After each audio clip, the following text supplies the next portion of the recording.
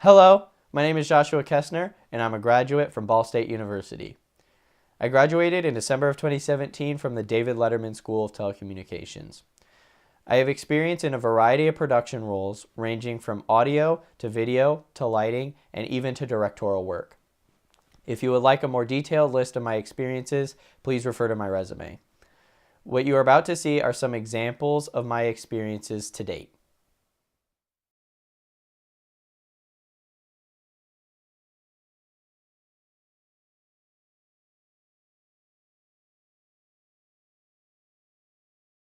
I'm connected through the Cultural Corridor as the director of our field stations, which is an integral part of the Cultural Corridor here at Ball State University. To me, the Cultural Corridor is an effort for Ball State University to link the amazing resources that we have here with opportunities for the public to enjoy those and to learn from those resources. So we hope that by highlighting the Cultural Corridor, the greater Muncie area will get to know more about what it is that our faculty and staff do and be able to take advantage of those resources that we have available for them. I'm really excited about the Cultural Corridor because I hope it'll create an opportunity for the greater Muncie area and Ball State to come closer together. The Cultural Corridor will bring together a lot of different sites that are available on campus for free for the whole community. And so it'll make them more visible to the community, but also more accessible as well. So having the Cultural Corridor will allow people who are interested in the arts, who are visiting the art museum, it gives them really a chance to come see the planetarium and see how we fit into that. And having it connected to other facilities or establishments on campus that offer the same or similar types of things will really diversify our audience. Beyond our public shows that we offer for free to the community, we also offer programs for school groups. So school groups come through the planetarium during the day, and we set up a special private show for just them. We get over 8,000 school kids from the community, the Muncie community, but then also surrounding communities as well. I'm director at the Glick Center for Glass here at Ball State University. Well, the Glick Glass Center is situated on a part of campus that doesn't get a lot of traffic. I think one of the reasons that the Glick Center for Glass is here is because of the cultural link between the glass history and the area. And so I think we offer the next iteration of that glass history. We offer the ability for people to see us using traditional processes in a very contemporary way. So the Cultural Corridor ends up being something that I feel is an interlink between community assets and assets that are present at Ball State. So I'm pretty excited about that link. The Glick Center for Glass is open to the public 9 to 3, Monday through Friday. We have work-study students that are able to show people through the institution, and they are also free to answer any questions at that point in time. Glass blowing does occur at other points in time throughout the week, depending upon our class schedule, and you're more than welcome to call the Glick Center for Glass and find out when those times occur. So we literally are physically at the center of this corridor along Riverside Avenue. And it's my hope that anyone who comes to visit one of the venues in the Cultural Corridor will visit all the venues and at least stop by the museum. This is a major resource. The university is spending thousands of dollars every year to make sure that there is a free art museum on campus open to the public every day. Well, we offer a number of programs, everything from docent tours to Final Friday events, music in the museum. We are also open 7 days a week, Monday through Friday from 9 a.m. to 4:30, and then on weekends, Saturday and Sunday, from 1:30 to 4:30 in the afternoon. And I want to remind people that parking on the weekends is free. So please come in, whether you're a member of the public, whether you're a student, or if you have tourists or family visiting, please visit the museum. Casual visitors stop by all the time, and a lot of the visitors don't know what to expect when they walk through the doors. So we offer a large variety of things for them to see and hopefully to explore. The design of the place is critically oriented for all ages. There's always something in bloom, so we really encourage exploration, and we have a volunteer program so that visitors can learn as they go. I think by banding together all of our cultural assets can be a greater asset for the Ball State students as well as for the community. We're doing it already for the schools in the local region, and we're actively trying to make it more of a definitive path so that more people can utilize what we have.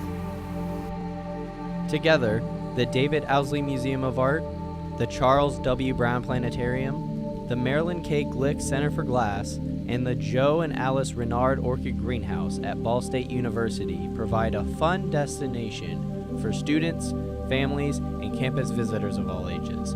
See our web pages for more information.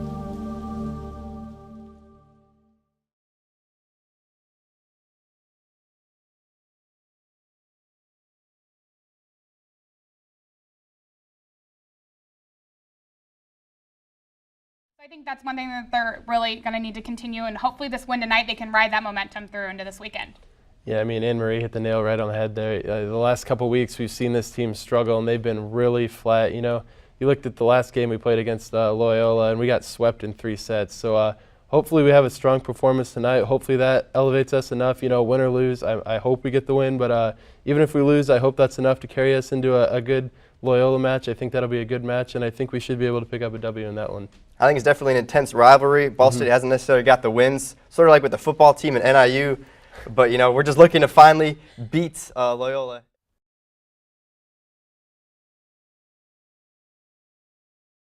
WCOD mentioned basketball color commentator on the radio, and he also served as the fill-in for the play-by-play. So, Peter, it's been a week of final shows for you here at Ball State. How's the experience been? Well, it's been bittersweet for sure. You're referring to my final show with Newslink earlier this week, and that was certainly bittersweet. And bittersweet for my last appearance here on Cardinal Sports 5, of which I was a member my freshman and sophomore years, and you guys have kindly invited me back for whatever reason for open times the last couple of years.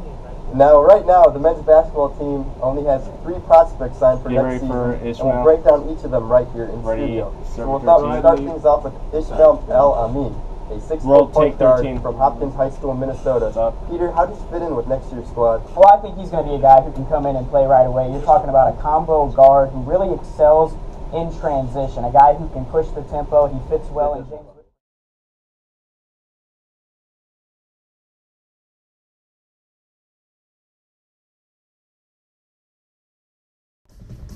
Okay, now go ahead and ready 5 and is all 5. To another episode of Cardinal Sports Live. I'm Paige Washington. Joining me today are Preston Husband, Kyle Skedra, and Claire McGuire. How are you guys doing today? Doing well. 3, 2, and is all 4. The football team loses its 4th straight. Women's volleyball kicks off the MAC tournament. 13. And the college basketball season is in full swing. This is Cardinal Sports Live. Roll check is all 13.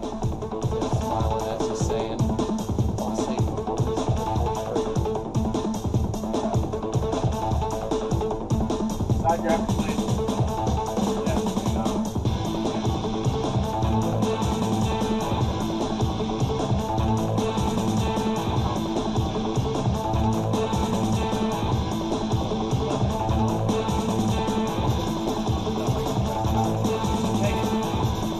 Good evening and welcome to Cardinal Sports Live. I am your host, Kyle Riggles.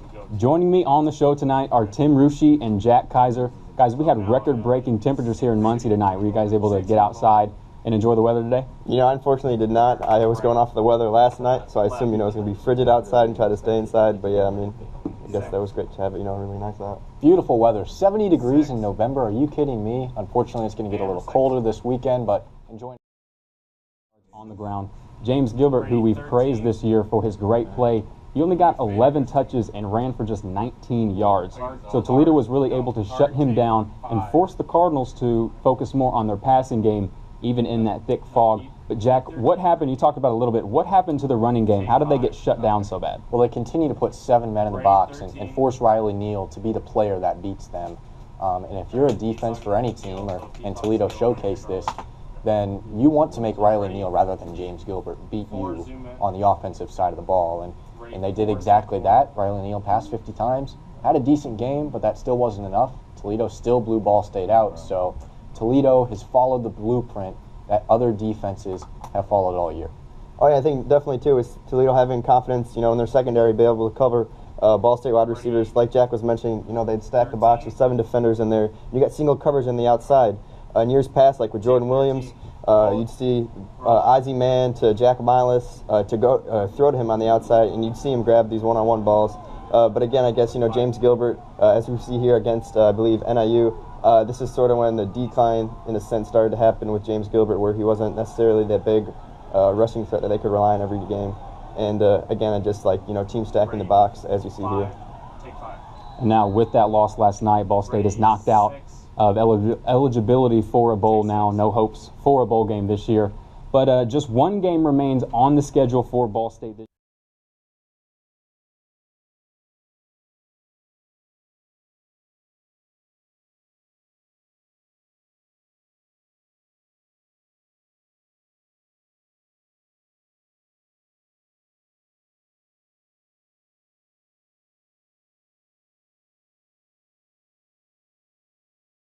The Blackhawks would have beaten the Rangers in probably 5 games that year and probably would have had back-to-back and maybe even a three-peat if 2015 played out the same way. Yeah. But yeah, Pittsburgh, first team to repeat since the Red Wings in the late 90s, so yeah, impressive for sure. Yeah, I think it's impressive also. Going off of that back-to-back statement, do you think that the Penguins will go for a third round and win a third Stanley Cup in a row? To be honest, like we said, it's possible. And is it possible or probable? Who knows? You can't really predict because the season hasn't even started. We don't know how these teams are going to look. And I just think that it would be crazy if they did, but I think it's going to be really, really hard. No, I don't see it happening. The talent is there, but sooner or later, all the hockey you play, going into mid-June, 2 years in a row is going to catch up to you. I think they'll be, they'll see the effects of it, and they'll probably be a little bit, sluggish to start the year. And it's too tough in the NHL to win one cup, let alone back-to-back, let alone we're talking a three-peat now. So I don't see it happening. They struggled so hard, I think, to actually win this cup. Yeah, I mean, you could argue that Ottawa should have beat them in the conference final. I mean, I think they were the better team a lot of the series, to be completely honest with you. Easily. So yeah, I mean that's the way it is though in the NHL. You need the bounces and you need the luck and you need to be good, and they had all three. Yep. Yeah, I think I don't think they do it. I think my reasoning behind it is they traded way too many of their players away.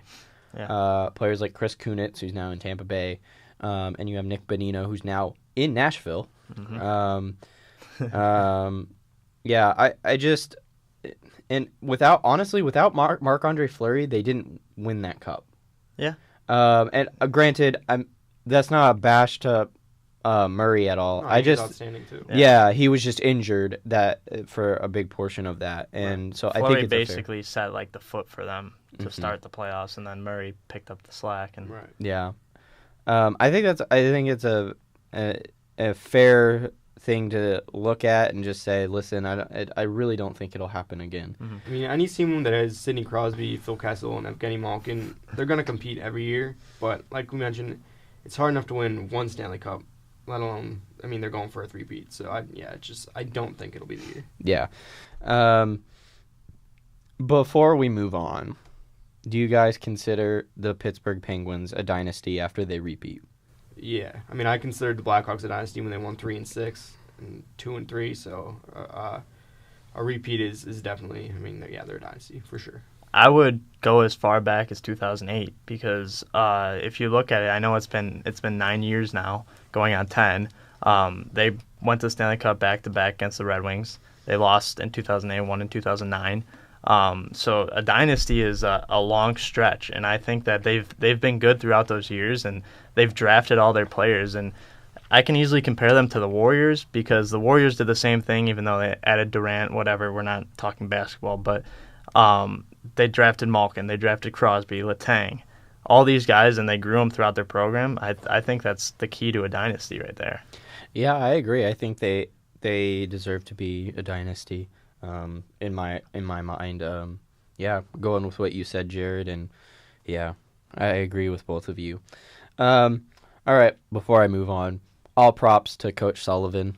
I think he's the best coach in the NHL. I think currently, at least in on an American team. Right. Babcock could also be considered for Yeah, I for mean, that role. People forget that, before they won that, the first of the two back-to-back in 2016, that Dan Bosma was fired. Yeah. They were doing awful. There was talk of, trades just kind of starting over, and Bosma was fired and Sullivan's brought in, and it kind of just turned the corner. If I remember correctly, they weren't even at a playoff spot when Bosma got fired, or they were right on the edge. Yeah, they were pitiful. So, yeah, they were playing terrible, and Sullivan comes in, and it's just like it changed the whole culture, kind of got them back on track. I mean, you hear about, coaches kind of losing the room and, the style kind of wearing out, and you need a change, and I think that's exactly what happened there. So yeah. I think it was a deal of, like, players just, they wanted something new.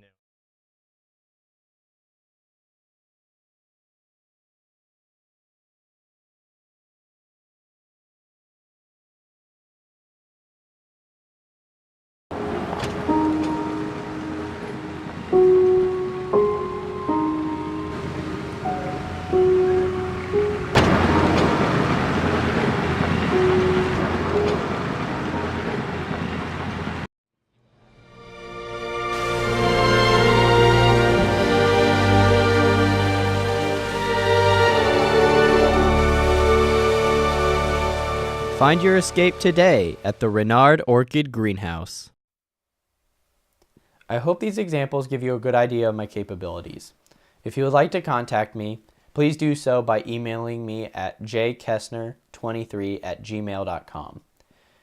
For other additional contact information, please refer to my resume. Thank you, and I look forward to hearing from you soon.